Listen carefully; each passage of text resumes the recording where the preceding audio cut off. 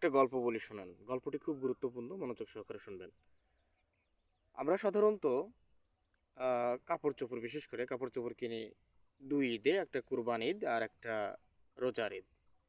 বেশিরভাগ এই টাইমেই সাধারণত কাপড় চোপড় কেনা হয়, আর এমনি সারা বছর টুকটাক কেনা হয়। তো সেক্ষেত্রে এরকম কাপড় কেনার জন্য এক দোকানে গেছি। এক দোকানে গেলে সে কাপড় চোপড় দেখাচ্ছে, দেখানোর এক পর্যায়ে তার দোকানে অনেকগুলো শাড়ি গাদা মারা রয়েছে। গাদা মারা তো বোঝেন নাকি, মানে পালা করা রয়েছে আর কি, বিভিন্ন জায়গায় বিভিন্ন রকম কথা বলে, পালা করা রয়েছে বা গাদি মারা রয়েছে। তো আমি দোকানিকে জিজ্ঞেস করলাম যে ভাই, এই যে যে এত কাপড়, এই এত কাপড় কিসের কাপড়? বলতেছে ওগুলো ধরেন না, ওগুলো ধরেন না, ওগুলো আপনাদের জন্য না, ওগুলো জাকাতের জন্য। ও আচ্ছা আচ্ছা আচ্ছা, তার মানে কি ওইগুলো জাকাতের শাড়ি? ওগুলো তো ওগুলো ওই মানুষই তো পরে নাকি, তাহলে ওগুলো মানে আমাদের না, ওগুলো জাকাতের। তার মানে এখানে দেখেন বিস্তর একটা পার্থক্য আর কি। তো আমি বললাম যে ভাই, এগুলো কেমন? বলছে যে, না না, ওগুলো বেশি একটা ভালো না, ওগুলো জাকাতের শাড়ি, 300-400 টাকা দামের শাড়ি, একজন অর্ডার দিছিল তাই এনে রাখছি। আচ্ছা ধরেন যে একটা শাড়ির দাম 400 টাকা, 400 টাকায় ধরলাম, 300-400 টাকা দাম এরকমই।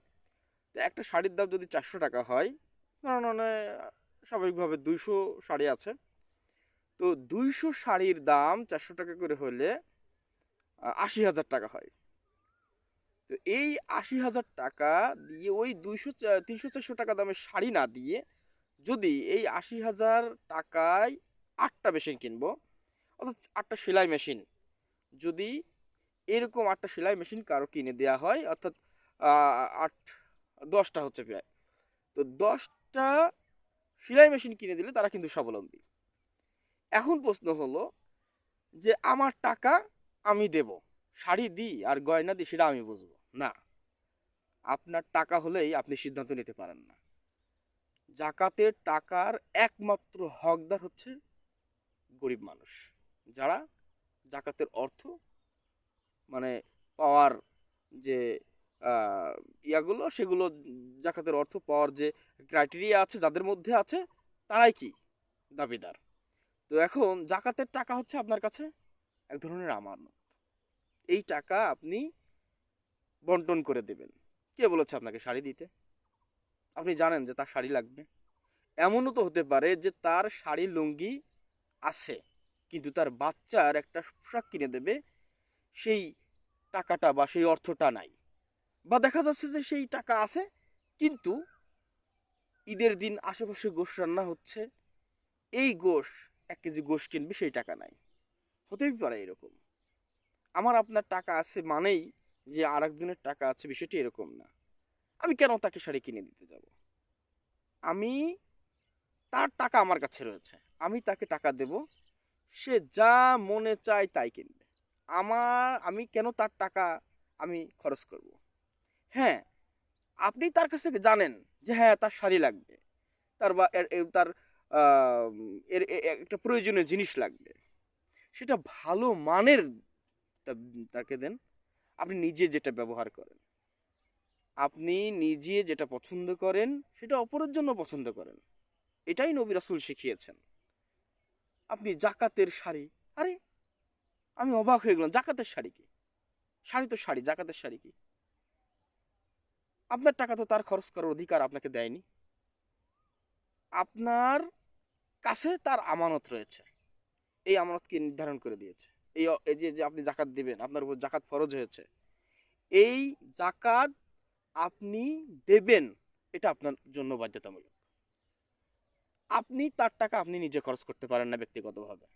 তার শাড়ি প্রয়োজন নেই, তার লুঙ্গি প্রয়োজন নেই, তার অন্য কোনো একটা প্রয়োজন আছে, সেক্ষেত্রে আপনি তার কাছে টাকাটা দিয়ে দেওয়াই উত্তম। এটা আমার ব্যক্তিগত অভিমত। সে তার নিজস্ব যে চাহিদা, সে চাহিদা পূরণ করুক। আর সব থেকে বেশি ভালো হয় যে জাকাত অনেকের মধ্যে না দিয়ে ওই টাকাটাই যদি পারা যায় অল্প কয়েকজনের মধ্যে দেয়া, যাতে তারা স্বাবলম্বী হয়। তো আসলে জাকাত দেওয়াটা হলো, জাকাতটা এমন হওয়া উচিত যে আজকে একজনের দিলাম যাতে সে পরের বার সে নিজেই জাকাত দেওয়ার মতো একটা অ্যাবিলিটি তার তৈরি হয়।